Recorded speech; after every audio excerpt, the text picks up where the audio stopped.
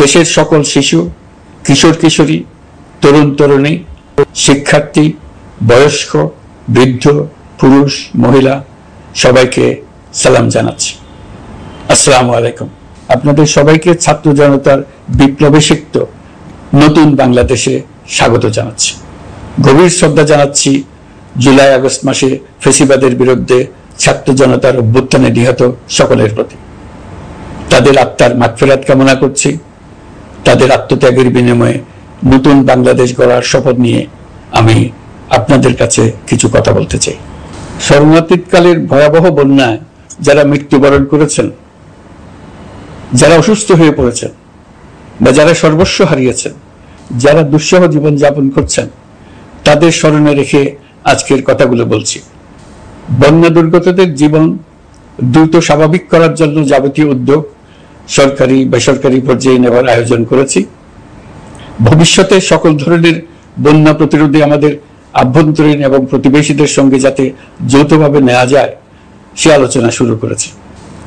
প্রিয় দেশবাসী, আপনারা জানেন বিপ্লবী ছাত্র জনতা জাতির এই ক্রান্তি লগ্নে আমাকে এক গুরু দায়িত্ব অর্পণ করেছে। তারা নতুন এক বাংলাদেশ গড়তে চায়। নতুন প্রজন্মের এই গভীর আকাঙ্ক্ষাকে বাস্তবে রূপ দেওয়ার সংগ্রামে আমি একজন সহযোদ্ধা হিসেবে তাদের সঙ্গে যোগ দিয়েছি। দেশের সকল বয়সের, সকল পেশার, সকল মতের, সকল ধর্মের সবাইকে বিনা দ্বিধায় এই সংগ্রামে যোগ দেওয়ার আহ্বান জানাচ্ছি। প্রিয় দেশবাসী, লক্ষ লক্ষ শহীদের রক্তের বিনিময়ে এবং লক্ষ লক্ষ মা বোনের আত্মদানের বিনিময়ে যে বাংলাদেশ আমরা পেয়েছিলাম তা ফ্যাসিবাদ এবং স্বৈরাচারের হাতে ধ্বংস হয়ে গেছে। আপনারা দেখেছেন আমাদের প্রতিটি প্রতিষ্ঠানকে তারা কিভাবে শেষ করেছে। দেশের রন্ধ্রে রন্ধ্রে ঢুকে গেছে দুর্নীতি। এমন এক দেশে আমাদের দেশ রূপান্তরিত হয়েছে যেখানে স্বৈরাচারের পিয়নো দুর্নীতির মাধ্যমে 400 কোটি টাকার সম্পদ করার মতো অকল্পনীয় কাজ করে গেছে নির্বিবাদে। শিক্ষা খাতকে পঙ্গু করে দিয়েছে। ব্যাংকিং ও শেয়ার বাজার খাতে লুটপাট, প্রকল্প ব্যয়ে বিশ্ব রেকর্ড, অবাধ সম্পদ পাচার, আইন শৃঙ্খলা রক্ষাকারী সংস্থাকে নিজ দলের পুতুলে রূপান্তর, বাক স্বাধীনতা হরণ, মানবাধিকার হরণ, এসবই হিমশৈলের অগ্রভাগ মাত্র। ক্ষমতা কুক্ষিগত করতে ফ্যাসিবাদী সরকার খর্ব করেছে জনগণের সাংবিধানিক ক্ষমতা ও অধিকার। দুঃশাসন, দুর্নীতি, অন্যায়, অবিচার, নিপীড়ন, বিচারের নামে প্রহসনের মাধ্যমে জনসুরক্ষা বিপন্ন করেছে। জনগণকে নির্যাতন, বঞ্চনা ও বৈষম্যের মুখোমুখি দাঁড় করিয়ে দিয়েছে। নতুন প্রজন্মের মানুষ সহ কোটি কোটি মানুষের ভোটাধিকারকে বছরের পর বছর হরণ করেছে। মানুষের এগিয়ে যাওয়ার পথে সকল ধরনের প্রতিবন্ধকতা তৈরি করে স্বৈরাচার তার নিজের, পরিবারের ও দলের কিছু মানুষের হাতে দেশের মালিকানা তুলে দিয়েছে। প্রিয় দেশবাসী, কিন্তু এই দ্বার প্রান্তে দাঁড়িয়েই আমাদের গড়তে হবে স্বপ্নের বাংলাদেশ। বৈষম্যহীন, শোষণহীন, কল্যাণময় এবং মুক্ত বাতাসের রাষ্ট্রের যে স্বপ্ন নিয়ে ছাত্র জনতা আন্দোলনে ঝাঁপিয়ে পড়েছিল, আমি তাদের সেই স্বপ্ন পূরণে অঙ্গীকারবদ্ধ। আপনাদের সবাইকে এই শুভলগ্নে তাদের স্বপ্ন পূরণে সমস্ত শক্তি নিয়ে এগিয়ে আসার আহ্বান জানাচ্ছি। তাদের স্বপ্ন আমাদের স্বপ্ন। জাতীয় জীবনে তরুণরা একটা মহা সুযোগ সৃষ্টি করে দিয়েছে। আমরা সবাইকে সুযোগ ব্যবহার করার কাজে এগিয়ে আসতে আহ্বান জানাচ্ছি। গণরোষের মুখে ফ্যাসিবাদী সরকার প্রধান দেশ ত্যাগ করার পর আমরা এমন একটি দেশ গড়তে চাই যেখানে প্রতিটি নাগরিকের মানবাধিকার থাকবে পুরোপুরি সুরক্ষিত। আমাদের লক্ষ্য একটাই, উদার, গণতান্ত্রিক, বৈষম্যহীন, অসাম্প্রদায়িক বাংলাদেশ। আমরা এক পরিবার, আমাদের এক লক্ষ্য। কোনো ভেদাভেদ যেন আমাদের স্বপ্নকে ব্যাহত করতে না পারে, সেজন্য আমরা প্রতিজ্ঞাবদ্ধ। বর্তমান সরকারের দায়িত্ব গ্রহণের মাত্র 2 সপ্তাহ শেষ হলো। কর্মযাত্রার প্রথম পর্যায়ে রাষ্ট্র সংস্কারের কাজে আপনাদের কাছ থেকে যে সমর্থন পাচ্ছি সেজন্য আন্তরিক ধন্যবাদ। আমরা অনুধাবন করছি যে আমাদের কাছে আপনাদের প্রত্যাশা অনেক। এই প্রত্যাশা পূরণে আমরা বদ্ধপরিকর। যদিও দীর্ঘদিনের গণতন্ত্রহীনতা, 15 বছরের ফেসিবাদী শাসন ব্যবস্থা প্রায় প্রতিটি ক্ষেত্রেই আমাদের জন্য পর্বতসম চ্যালেঞ্জ রেখে গিয়েছে, কিন্তু এই চ্যালেঞ্জ গ্রহণে আমরা প্রস্তুত। আজ আমি সরকারের পক্ষ থেকে আপনাদের দোয়া ও সহযোগিতা কামনা করতে আপনাদের সামনে এসেছি। শুধু আমি বলবো, আপনাদের একটু ধৈর্য ধরতে হবে। এখনই সব দাবি পূরণ করার জন্য জোর করা, প্রতিষ্ঠানে ঢুকে ব্যক্তিবিশেষকে হুমকির মধ্যে ফেলা, মামলা গ্রহণের জন্য চাপ সৃষ্টি করা, বিচারের জন্য গ্রেফতারকৃত ব্যক্তিকে আদালতে হামলা করে আগেই এক ধরনের বিচার করে ফেলার যে প্রবণতা, তা থেকে বের হতে হবে। ছাত্র জনতার বিপ্লবের গৌরব ও সম্ভাবনা এসব কাজে ম্লান হয়ে যাবে। নতুন বাংলাদেশ গড়ার প্রচেষ্টা হতে ব্যাহত হবে। রাতারাতি এই পরিস্থিতি থেকে উত্তরণ কঠিন। নড়বড়ে এক কাঠামো, আমি বরং বলবো জনস্বার্থের বিপরীতমুখী এক কাঠামোর উপর দাঁড়িয়ে আমাদেরকে দেশ পুনর্গঠনের কাজে হাত দিতে হয়েছে। আমরা এখান থেকেই বাংলাদেশকে এমনভাবে করতে চাই যেন এদেশে জনগণই সত্যিকার অর্থে সকল ক্ষমতার উৎস হয়, বিশ্ব দরবারে একটি মানবিক ও কল্যাণকর রাষ্ট্র হিসেবে সমাদৃত হয়। তরুণ প্রজন্ম, শিক্ষার্থী ও জনতার আত্মত্যাগের প্রতি সম্মান জানাতে রাষ্ট্র সংস্কারের কাজে সফল আমাদের হতেই হবে,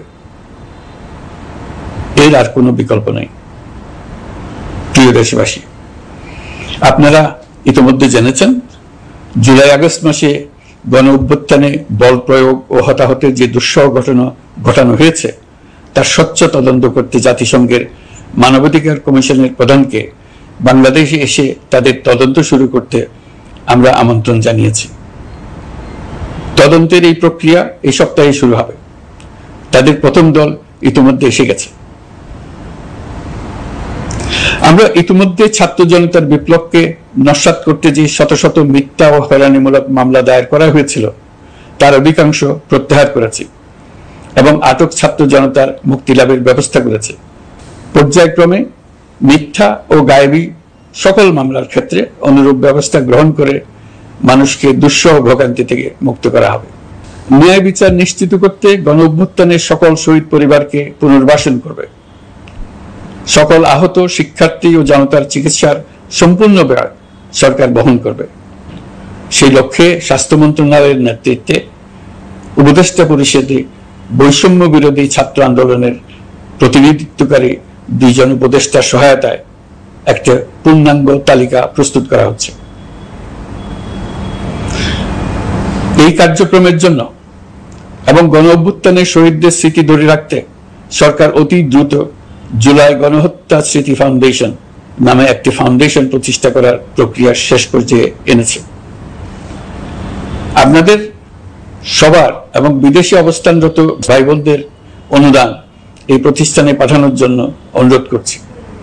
আমি ব্যক্তিগতভাবে এই প্রতিষ্ঠানের চেয়ারম্যানের পদ গ্রহণ করেছি।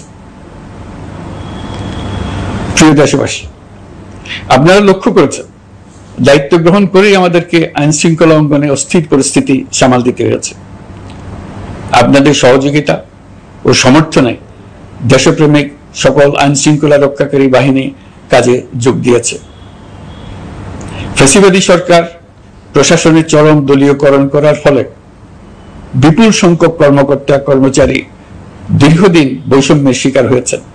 আমরা ইতিমধ্যে সংশোধনমূলক ব্যবস্থা গ্রহণ করতে আরম্ভ করেছি, তবে প্রশাসনকে গতিশীল রাখতে এবং একই সাথে সুনির্দিষ্ট পদ্ধতি অনুসরণ করে সঠিক সিদ্ধান্তে উপনীত হতে সময় প্রয়োজন। সেজন্য সকলকে ধৈর্য ধরার অনুরোধ করছি। প্রশাসনের সকল ক্ষেত্রে প্রতিষ্ঠানগুলো যেন জনগণের আস্থা ফিরে পায়, সেটি আমাদের অন্যতম উদ্দেশ্য। লুটপাট ও দুর্নীতির আখড়ায় পরিণত করা ব্যাংকিং খাতে সুশাসন নিশ্চিত করার জন্য আমরা উদ্যোগ নিয়েছি। এই খাতে দক্ষ জনবল নিয়োগ দেওয়া হচ্ছে। ব্যাংকিং খাতে শৃঙ্খলা স্থাপন, ব্যবসা বাণিজ্যে সহায়ক পরিবেশ তৈরি এবং জনগণের জীবনযাপন সহজ করতে নিত্য প্রয়োজনীয় দ্রব্যমূল্য ও মূল্যস্ফীতি নিয়ন্ত্রণে আনার আমরা উদ্যোগ সচল করেছি। ব্যাংকিং খাতে দীর্ঘমেয়াদী সংস্কারের জন্য ব্যাংক কমিশন গঠন করা হবে। আর্থিক খাতে সার্বিক পরিস্থিতি ও সংস্কার বিষয়ে একটি রূপকল্প তৈরি করা হবে, যা দ্রুত জনসমক্ষে প্রকাশ করা হবে। শেয়ার বাজার, পরিবহন খাত সহ যেসব ক্ষেত্রে চরম বিশৃঙ্খলা বিরাজ করছে তা নিরসনের দ্রুত পদক্ষেপ নেওয়া হচ্ছে। বিচার বিভাগকে দুর্নীতি ও দলীয় প্রভাব মুক্ত করতে কার্যক্রম শুরু হয়েছে। একটি সুনির্দিষ্ট প্রক্রিয়ার মধ্য দিয়ে বিচার বিভাগের স্বাধীনতা ও জবাবদিহিতা নিশ্চিত করার উদ্যোগ নেওয়া হয়েছে। ফ্যাসিবাদী সরকারের বিচার বহির্ভূত হত্যাকাণ্ড, গুম, খুন, অপহরণ এবং আয়নাঘরের মতো চরম ঘৃণ্য সকল অপকর্মের ন্যায় বিচার নিশ্চিত করা হবে। এসব অপকর্মের সঙ্গে জড়িত সকলের বিচার নিশ্চিত করা হবে। তালিকা প্রস্তুত করে মিথ্যা মামলা প্রত্যাহার করা হবে। দুর্নীতি ও সম্পদ পাচারের বিচার করা হবে। আইন শৃঙ্খলার ক্ষেত্রে জনমুখী ও দলীয় প্রভাবমুক্ত জবাবদিহিমূলক কাঠামো সৃষ্টির লক্ষ্যে পুলিশ কমিশন গঠন করা হবে। জাতিসংঘের তদন্ত প্রতিবেদন, দায়িত্বপ্রাপ্ত সকল সংস্থা ও জনগণের সাথে মত বিনিময়ের মাধ্যমে কমিশনের নেতৃত্বে প্রয়োজনীয় সংস্কার করা হবে। বাংলাদেশকে আর কোনোদিন কেউ যেন কোনো পুলিশি রাষ্ট্রে পরিণত করতে না পারে তার ব্যবস্থা করা হবে। তথ্যের অবাধ প্রবাহ ও গণমাধ্যমের স্বাধীনতা নিশ্চিত করা হবে।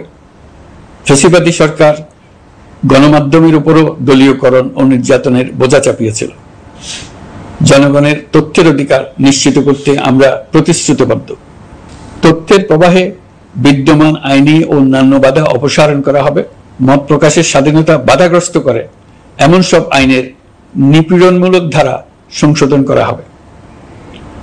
ইতিমধ্যে এ ধরনের আইনগুলো চিহ্নিত করে এই প্রক্রিয়া শুরু করা হয়েছে। বিদেশি সংবাদকর্মীদের এদেশে আসার পর যে অলিখিত নিষেধাজ্ঞা ছিল, ইতিমধ্যে আমরা তা তুলে নিয়েছি। বিদেশি সাংবাদিকদের দ্রুত ভিসা দিতে সংশ্লিষ্ট কর্মকর্তাদের নির্দেশ দেওয়া হয়েছে। আমরা আশা করি পরিবর্তিত পরিস্থিতিতে গণমাধ্যম কর্মীরা নিরপেক্ষ সাংবাদিকতা চালিয়ে যাবেন। শিক্ষাক্ষেত্রে চরম নৈরাজ্য প্রতিষ্ঠিত করে গেছে বিগত সরকার। আমরা তার পূর্ণাঙ্গ সংস্কারের উদ্যোগ নেব। এটা আমাদের অন্যতম অগ্রাধিকার। আপনারা জানেন, দায়িত্ব গ্রহণের পর দ্রুততম সময়ের মধ্যে সকল শিক্ষা প্রতিষ্ঠান খুলে দেওয়া হয়েছে। শিক্ষার্থীদের জন্য সৃজনশীল, নিরাপদ ও ভীতিমুক্ত পরিবেশ নিশ্চিত করা আমাদের অঙ্গীকার। একই সাথে পাঠ্যক্রমকে যুগোপযোগী করার কাজও দ্রুত শুরু করা হবে। গণতন্ত্রকে সুসংহত করতে স্থানীয় সরকার প্রতিষ্ঠানগুলোকে শক্তিশালী করা হবে এবং ক্ষমতার বিকেন্দ্রীকরণ নিশ্চিত করা হবে। ছাত্র জনতার গণঅভ্যুত্থানকে সফল পরিণতি দিতে প্রশাসন, বিচার বিভাগ, নির্বাচন কমিশন ও নির্বাচনী ব্যবস্থা, আইন শৃঙ্খলা খাত এবং তথ্য প্রবাহে প্রয়োজনীয় সংস্কার সম্পূর্ণ করে অবাধ ও সুষ্ঠু অংশগ্রহণমূলক নির্বাচন আয়োজন করা হবে।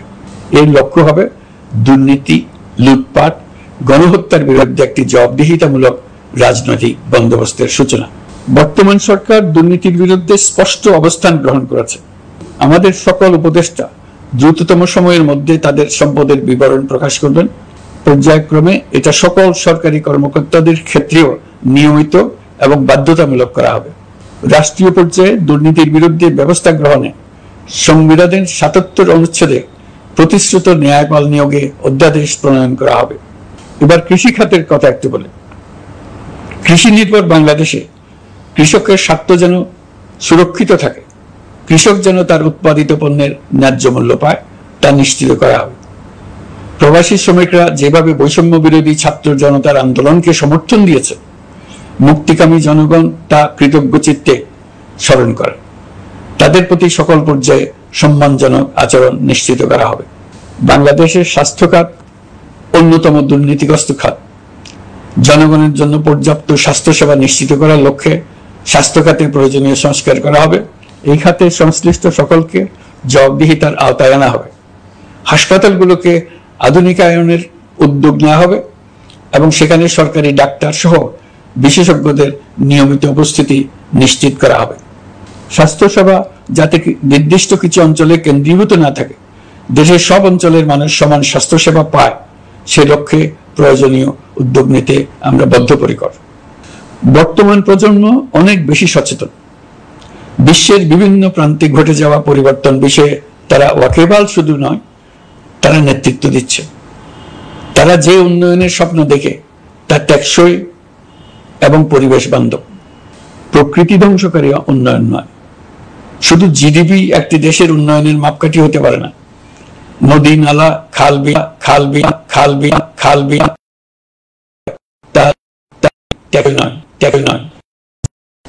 জ্বালানির বিরুদ্ধে পরিবেশবাদীদের সাথে আমাদের সরকারের অবস্থান সামঞ্জস্যপূর্ণ। জলবায়ু পরিবর্তন রোধ করতে এবং আগামী প্রজন্মের জন্য সুস্থ একটা পৃথিবী রেখে যেতে কার্বন নিঃসরণ শূন্যের কোঠায় নামিয়ে আনার বিকল্প নেই। আমাদের সরকার পরিবেশ ও জলবায়ু রক্ষায় সর্বোচ্চ গুরুত্ব দেবে। এই কার্যক্রমে তরুণ সম্প্রদায়কে সম্পৃক্ত করা হবে। ইতিমধ্যে বিভিন্ন রাষ্ট্র ও জাতিসংঘ বর্তমান সরকারের কর্মসূচির প্রতি সমর্থন ব্যক্ত করেছে। আমরা সকল রাষ্ট্রের সাথে বন্ধুত্বপূর্ণ সম্পর্ক বজায় রাখব। আমাদের পররাষ্ট্রনীতির ভিত্তি হবে পারস্পরিক আস্থা, বিশ্বাস ও সহযোগিতা। আমরা মানবাধিকার আইন সহ সকল আন্তর্জাতিক আইনের প্রতি শ্রদ্ধাশীল। আমাদের পক্ষ থেকে গুম বিষয়ক আন্তর্জাতিক চুক্তির পক্ষরাষ্ট্র হওয়া সহ বিভিন্ন পদক্ষেপ নেওয়া হয়েছে। ইতিমধ্যে পক্ষভুক্ত এমন সকল আঞ্চলিক ও দ্বিপাক্ষিক চুক্তি ও সমঝোতা বাস্তবায়ন করে যাব। আমাদের সরকার রোহিঙ্গা সমস্যার বাস্তবসম্মত সমাধানের লক্ষ্যে আন্তর্জাতিক সম্প্রদায়ের সাথে কাজ করে যাবে। আমরা জাতীয় ঐক্যে বিশ্বাসী। প্রয়োজনীয় সংস্কারের লক্ষ্যে রাজনৈতিক ঐক্যের মধ্য দিয়ে নিশ্চিত করা হবে নারী, শিশু, প্রতিবন্ধী, ধর্মীয় সংখ্যালঘু, আদিবাসী সকলেই এদেশের নাগরিক এবং সমান আইনের সুরক্ষার অধিকারী। তাদের সকলের মানবিক অধিকার সহ অন্যান্য সকল অধিকার নিশ্চিত করার উদ্যোগ নেওয়া হবে। এই জন্য আমি উপদেষ্টা পদমর্যাদা সম্পন্ন একজন বিশেষ সহকারী নিয়োগ দিয়েছি, যার দায়িত্ব হবে জাতীয় সংহতি উন্নয়ন। বন্যা কবলিত এলাকার সকল মানুষের দুর্ভোগ লাঘবে সরকার সঠিক সহায়তা দেওয়ার জন্য সরকারের যত কার্যক্রম আছে তাদের সচল করেছে। ইতিমধ্যে উপদেষ্টাবৃন্দ বিভিন্ন এলাকার দায়িত্ব নিয়ে এলাকায় গেছেন। আমার কার্যালয়ে একটা নিয়ন্ত্রণ কক্ষ স্থাপন করা হয়েছে। বন্যা পরবর্তী কার্যক্রম নেওয়া হয়েছে। ভবিষ্যতে বন্যা নিয়ন্ত্রণের জন্য করণীয় কি স্থির করার জন্য পদক্ষেপ নেওয়া হচ্ছে। দেশপ্রেমিক সেনাবাহিনী, পুলিশ, বিজিবি, র্যাবকে গুম নির্যাতনের কাজে লাগিয়ে তাদের কলঙ্কিত করা হয়েছে। তারা দেশের গৌরব। তাদেরও কিছু অতি উৎসাহী সদস্যের কারণে পুরো বাহিনীকে আমরা কলঙ্কিত দেখতে চাই না। আমরা অপরাধীদের চিহ্নিত করতে চাই এবং তাদের শাস্তি দিতে চাই, যেন ভবিষ্যতে কারো হুকুমে দেশপ্রেমিক কোন বাহিনীর, পুলিশের, র্যাবের কোন সদস্য হত্যাকাণ্ড, গুম ও অত্যাচারে জড়িত হওয়ার সাহস না করে। তাদের কাছে হুকুম যত বড় কর্তৃপক্ষের কাছ থেকে আসুক না কেন, তারা তা উপেক্ষা করবে। ভবিষ্যতে উপরওয়ালার হুকুমে এমন ঘৃণ্য কাজ করতে বাধ্য হয়েছে এমন ব্যাখ্যা কারো কাছে গৃহীত না হয় তার ব্যবস্থা করা হবে। আমি দেশরক্ষা বাহিনী, পুলিশ বাহিনী এবং অন্যান্য সহল বাহিনীকে নির্দেশ দিয়েছি তারা তাদের মধ্যে যারা হত্যাকাণ্ড, গুম, খুন বা শারীরিক মানসিক অত্যাচারে সরাসরি জড়িত তাদের চিহ্নিত করে বিচারের ব্যবস্থা করতে। যারা গুম হয়েছে, হত্যার শিকার হয়েছে তাদের তালিকা প্রস্তুত করতে। তাদের পরিবার সমূহকে সান্ত্বনা দেওয়ার ভাষা আমার নাই। তাদের জীবনে শান্তি ফিরিয়ে আনতে আমরা প্রচেষ্টা অব্যাহত রাখব। আমি সকল দেশরক্ষা বাহিনী ও আইন শৃঙ্খলা বাহিনীকে তাদের উপর জনগণের সম্পূর্ণ আস্থা ফিরিয়ে আনতে সকল পদক্ষেপ গ্রহণ করতে নির্দেশ দিয়েছি। গত 15 বছরের দুর্নীতি, অর্থ পাচার ও জনস্বার্থ বিরোধী চুক্তি স্বাক্ষর, প্রকল্পের নামে লুটপাট ইত্যাদি তথ্য নিয়ে একটি শ্বেতপত্র প্রণয়নের জন্য আমি ইতিমধ্যে একটি কমিটি গঠন করেছি। আমি বিভিন্ন দেশের রাষ্ট্রদূত এবং দাতা সংস্থার প্রতিনিধিদের সঙ্গে বৈঠক করেছি এবং করে যাচ্ছি। ছাত্র জনতার গণঅভ্যুত্থানের পর দেশ গঠনের জন্য সকল প্রকার আর্থিক অন্যান্য সহযোগিতার জন্য তাদেরকে অনুরোধ জানাচ্ছি। তারা এই ব্যাপারে আগ্রহ দেখাচ্ছে। তাদের কাছে আমাদের প্রস্তাব শুভ প্রণয়ন করে দ্রুত পাঠানোর ব্যবস্থা নিয়েছে। তাদেরকে অনুরোধ জানিয়েছি তারা যেন পরিস্থিতির কারণে অতি দ্রুত অর্থ ছাড় করার ব্যবস্থা নেন। তাদেরকেও বলেছি যে অবস্থার মধ্য দিয়ে আমরা যাচ্ছি তা যেমন একটি দুর্যোগপূর্ণ সময়, তেমনি এটা জাতির জীবনে মস্ত বড় সুযোগ। এই সুযোগকে যেন আমরা পূর্ণভাবে কাজে লাগাতে পারি, সেই জন্য তাদের সহযোগিতা চেয়েছি। এই গণ অভ্যুত্থানে বিদেশে অবস্থানকারী বাংলাদেশিরা অত্যন্ত গুরুত্বপূর্ণ ভূমিকা পালন করেছেন। জাতি তাদের অবদান বিশেষভাবে স্মরণ করবে। নতুন বাংলাদেশ গড়ার কাজে আমরা তাদের অংশগ্রহণ চাইব। আমাদের একটি লক্ষ্য হবে বিদেশগামী এবং প্রত্যাবর্তনকারী প্রত্যেক প্রবাসী শ্রমিককে মর্যাদা ও সম্মানের সঙ্গে দেশে আসা এবং যাওয়া নিশ্চিত করা। সে ব্যাপারে শিগগিরই পদক্ষেপ নেওয়া হবে। বিদেশে অবস্থানরত সকলের কাছে আমার আবেদন, তারা যেন তাদের উপার্জিত অর্থ অফিসিয়াল চ্যানেলে দেশে পাঠান। দেশের অর্থনৈতিক সংকট উত্তরণে এই অর্থ বিশেষভাবে প্রয়োজন। কি কি ব্যবস্থা নিলে তাদের জন্য অফিসিয়াল চ্যানেলে অর্থ পাঠানো সহজ হবে সেটা সম্বন্ধে আমরা তাদের পরামর্শ নেব। সারা দেশ ঘুষের মহাসমুদ্রে নিমজ্জিত। কিভাবে ঘুষ থেকে আমরা মুক্ত হতে পারি তার জন্য আমাদের পরামর্শ দেন। শুধু এই কাজটা নিয়ে অগ্রসর হতে পারলেই আমি মনে করি দেশের জন্য এই সরকার একটা গুরুত্বপূর্ণ অবদান রেখে গেছে বলে স্মরণীয় হয়ে থাকবে। আমি কথা দিচ্ছি, এই ব্যাপারে আমি আমার সর্বশক্তি নিয়োজিত করব। আমাদের দায়িত্ব দেশের সকল মানুষকে একটি পরিবারের বন্ধনে আবদ্ধ করা।